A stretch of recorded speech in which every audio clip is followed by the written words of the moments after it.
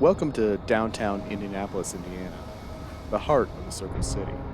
Today, we're taking a full tour of one of the city's most recognizable landmarks, Circle Center Mall. From its ambitious conception in the 1980s to its reinvention today, this mall has played a major role in development of downtown Indy. So let's take a walk, explore its history, and see what the mall looks like today. As we make our way toward the entrance, you'll notice a mix of modern glass facades combined with restored 19th century buildings. Circle Center Mall isn't just a shopping space, it's an architectural project that wove together several historic facades to preserve the look and the feel of older Indianapolis. Many of these exteriors were left standing, supported by new construction behind them, giving the mall a unique blend of past and present. Circle Center Mall officially opened in 1995 after more than a decade of planning and construction.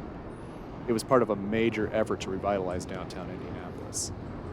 At the time, the city was transforming into a convention, sports, and tourism destination, and the mall was meant to anchor that growth.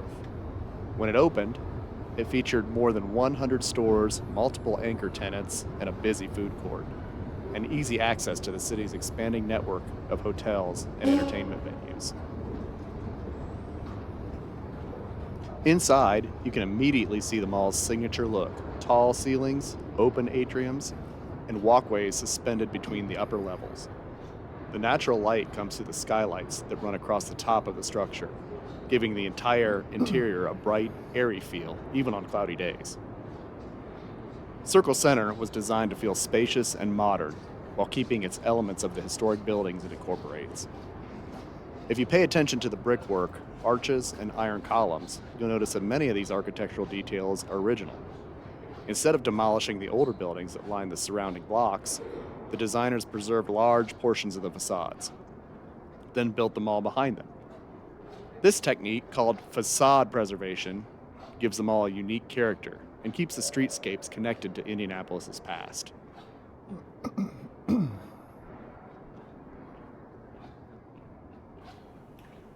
As we walk the first level, you'll notice the layout encourages long, straight views across the mall. Years ago, this level would have been packed with stores like Abercrombie, Victoria's Secret, GameStop, and many more national retailers.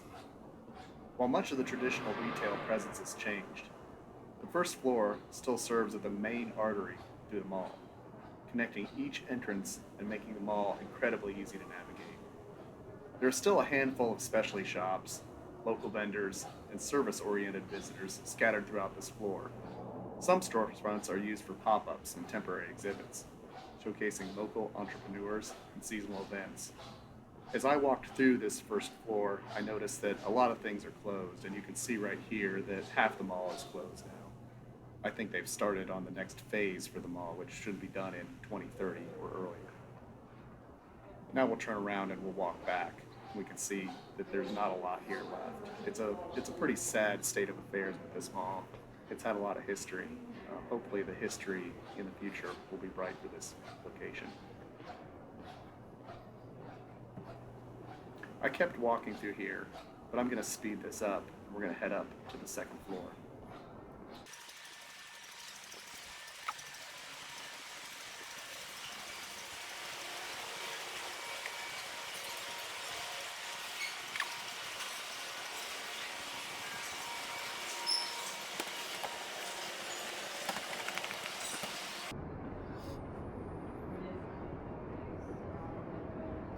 Heading up to the second floor, one of the most notable features of Circle Center Mall is the network of skywalks. These glass-covered bridges connect the mall to several major hotels, the Indiana Convention Center, the PNC Center, and multiple downtown office buildings. In the winter, these skywalks were lifesavers, allowing people to move several blocks through downtown while staying warm and dry. Indy's skywalk system has long been praised for creating a pedestrian-friendly downtown, and Circle Center Mall sits right at the core of it. Now, as we walk around the second floor here, I'm going to talk a little bit about the third floor because it's now closed for construction. The third floor is where the entertainment had become the mall's new anchor. Over the years, as a traditional retail declined across the country, Circle Center shifted towards dining, nightlife, and entertainment. One of the major features had been the movie theater, which I watched several movies up there with a friend of mine. It was one of the more popular attractions. There was also several restaurants that were attached directly to the mall, many facing outward towards the surrounding streets, creating a nice blend between interior mall space and the border of downtown environment. I will say that one of the biggest attractions for us when I was younger was the Tilt arcade. We had a lot of fun in there, but now, unfortunately, it's gone. Like many malls across the U.S., Circle Center has gone through big changes. The decline of traditional retail, shifting shopping habits, and the rise of online purchasing all hit malls hard, especially urban ones. But instead of disappearing, Circle Center is going to reinvent itself. There's big plans for Circle Center. New development plans have focused on adaptive reuse, converting former retail areas into office space, and event venues, and service-oriented businesses. Part of the mall's upper levels have already been renovated for new tenants, and more changes are expected in the years ahead. As we continue walking, pay attention to the architecture. The wide walkways, steel-framed bridges, and multi-story views were meant to give the mall a sense of movement and energy. Even today, when it's quieter than it used to be, the design still feels impressive. Many urban malls from the 90s were built with dark interiors.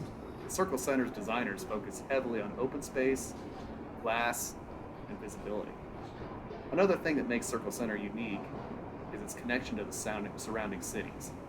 Right outside the doors, you're only a short walk from Monument Circle, Lucas Oil Stadium, Gainbridge Fieldhouse, and the Indiana State House. The mall sits at the crossroads of tourism, sports, entertainment, and business, which is why it became such a central gathering place for decades. Dining was one of the mall's strongest features. Whether you're looking for a quick bite or a sit-down meal, there were restaurants both inside the mall and facing the surrounding streets. I believe that some of the ones surrounding the surrounding streets are still there. Some are connected directly to the mall's third-floor entrances, while others open to the sidewalks, blending indoor and outdoor experiences. One thing people often notice nowadays is the peaceful atmosphere. With fewer crowds than in its peak years, Circle Center has become a surprisingly calm place to walk, relax, and take in architecture. The soft echo of footsteps, the hum of escalators, and the natural light all create a unique vibe that you won't find in many shopping centers that are nearby. Circle Center was a snapshot of Indianapolis, past and its ongoing transformation. From its ambitious beginnings in the 90s to its present-day reinvention, the mall reflects the story of the downtown itself, changing, adapting, and finding new purpose. Whether you're here to explore, reminisce, grab a meal, or just enjoy a quiet walk through Indy's urban core, Circle Center offered a fascinating mix of history, architecture, and modern development. As we move into the Arts Garden, you'll see floating above the streets of downtown Indianapolis is one of the city's most unique architectural spaces. The Indianapolis Arts Garden, suspended nearly 6 stories above the intersection of Washington and Illinois Street. This glass enclosure structure connects Circle Center Mall to the surrounding downtown skywalk system. As you step inside, the first thing you notice is light. Floor-to-ceiling glass surrounds the entire space, offering panoramic views of downtown in every direction. It feels less like a traditional building and more like a modern conservatory hanging in the air. The Arts Garden was designed as both a public gathering space and a work of art itself. The curved steel framework and the transparent walls give it light, almost floating appearance, while feeling strong and grounded. From here, you can look straight down at traffic moving through the city, a rare perspective you don't get in many places. More than just a skywalk, the Arts Garden was built to serve as a cultural venue. It regularly hosts live music, art exhibits, performances, and community events. The space was intentionally designed to be flexible, allowing it to transform a quiet gallery into a performance hall. This space is a physical connection between art, architecture, and urban life. While people pass through on their way to Circle Center Mall, nearby hotels, or convention center, The Arts Garden encourages visitors to slow down, look around, and experience the city from a new angle. On quieter days, the Arts Garden has a peaceful, almost ethereal atmosphere. Sounds from the city below drift upward, and the traffic, voices, and distant sirens blending in with footsteps and soft echoes inside the glassed enclosure. From this height, downtown Indianapolis looks completely different. You see historic buildings, modern offices, and busy streets all at once. It's a reminder of how layered and interconnected the city really is. The Arts Garden opened in the mid 90s as part of Indianapolis's downtown revitalization efforts. It was designed to be a centerpiece, not just a walkway, but a destination. Even decades later, it remains one of the most visually striking public places in the city. Attached directly to the Circle Center Mall, the Arts Garden acts as a bridge, both literally and symbolically. It links shopping, dining, culture, public life, making the mall more than just a retail space and enforcing its role in downtown Indianapolis. As we move beyond the Art Garden and Circle Center, we enter the PNC Center. Standing prominently along Washington Street in downtown Indianapolis, the PNC Center is one of the city's most recognizable office buildings. Rising 28 stories above the street, it plays a major role in shaping the downtown skyline and serves as a key hub in Indy's connected urban core. Completed in 1990, the PNC Center was developed during a period of major downtown investment and growth. At the time, Indianapolis was expanding its role as a convention and business destination, and buildings like this helped define the city's modern identity. The building features a granite and glass exterior, giving a solid professional appearance while still reflecting light through the day. Its stepped roofline adds visual interest at the top, helping the tower stand out among the surrounding structures without overpowering the skyline. At street level, the PNC Center blends into the pedestrian flow of downtown. Large windows, recessed entrance, and clean architectural lines make the building feel open and accessible, even though it primarily serves as a professional office space. Inside the lobby, the atmosphere shifts to a quiet and polished. High ceilings, natural stone surfaces, and simple, functional design reflect the building's role as a corporate and financial center. It's designed for efficiency, professionalism, and daily use rather than spectacle. One of the PNC Center's most important features is its direct connection to Indianapolis' extensive skywalk system. From here, you can walk indoors to Circle Center Mall, nearby hotels, parking garages, and other office buildings, all without stepping outside. This network played a huge role in downtown life, especially during winter months or large conventions, and the PNC Center is a key link in that system. The building's proximity and direct connection to Circle Center make it especially convenient for workers and visitors. Restaurants, entertainment, and services are all just steps away, blending businesses and everyday life in the heart of the city. Over the years, the PNC Center has housed a variety of major firms and professional services. As its name suggests, it's been associated with banking and finance, but it also supports legal, consulting, and corporate offices that help keep downtown Indianapolis active during the work week. From different angles around the building, the PNC Center looks slightly different, sometimes blending into the skyline, other times standing out as a focal point along Washington Street. This adaptability is part of what makes it a strong urban building. Unlike tourist attractions or entertainment venues, PNC Center has a calm, steady rhythm.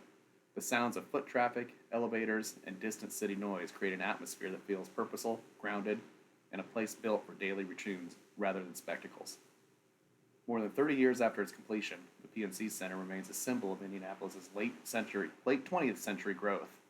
It represents a period when the city invested heavily in connectivity, walkability, and downtown development, values that continue to shape Indy today. The PNC Center may not be the flashiest building in the city, but it plays a crucial role in how downtown Indianapolis functions, from its skyline presence to its skywalk connections. It's quiet but important part of the city's everyday life.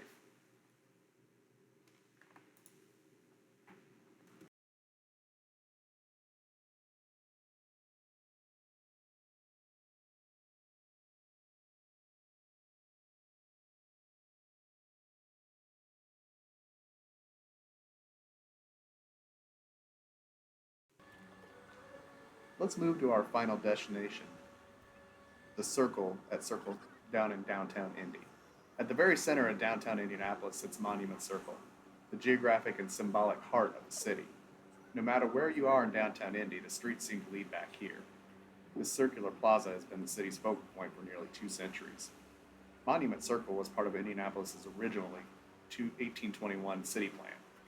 Unlike most Midwestern cities, built on simple grids, Indianapolis was designed with a circular hub at its core. From here, major streets radiate outwards like spokes on a wheel, connecting the circle to every corner of downtown. Dominating the center of the circle is the Soldiers and Sailors Monument, completed in 1902. It stands 280 feet tall and honors Indiana's veterans, particularly those who served in the Civil War. At the time it was built, it was one of the largest war memorials in the United States. The monument is covered in detailed sculptures, carvings, and symbolic features. Each element tells part of Indiana's military history. If you look closely, you'll notice bronze statues, limestone reliefs, and inscriptions that reflect the value and sacrifices of the era in which it was built. Surrounding the monument, Monument Circle is consistently in motion. Office workers passing through on lunch breaks, tourists stopping for photos, street performers adding sound and energy, and locals simply using the circle as a meeting point. It's one of the few places in the city where everyone crosses paths. The circle changes dramatically in the seasons. In the winter, it becomes home to the famous Circle of Lights Christmas tree, transforming the monument into a massive holiday display in the warmer months. Outdoor seating, public events, and live performances bring the plaza to life. The buildings surrounding Monument Circle tell the story of Indianapolis's growth. Historic structures sit alongside modern offices, restaurants, and hotels. From classic stone facades to contemporary glass towers, the architecture reflects the different eras of the city's development. Monument Circle isn't just a public space, it's a civic stage. Parades, protests, celebrations, and vigils have all taken place here. When something important happens in Indianapolis, chances are it eventually makes its way to the circle. Standing at the base of the monument and looking up gives you a sense of scale that photos rarely capture. The monument rises far above the surrounding buildings, reminding visitors that this is a space that was designed to inspire reflection as much as pride. From Monument Circle, you're only steps away from the downtown Indy's most recognizable destinations: Circle Center Mall, the Arts Garden, the Indiana State House, theaters, museums, and sports venues. The circle acts as a destination and a gateway. The soundscape here is uniquely urban. Traffic flowing around the circle, conversations blending together, music echoing from nearby patios, and the distant hum of the city. It's busy without being overwhelming, energetic without feeling rushed. For residents, Monument Circle is more than just a landmark. It's where memories are made.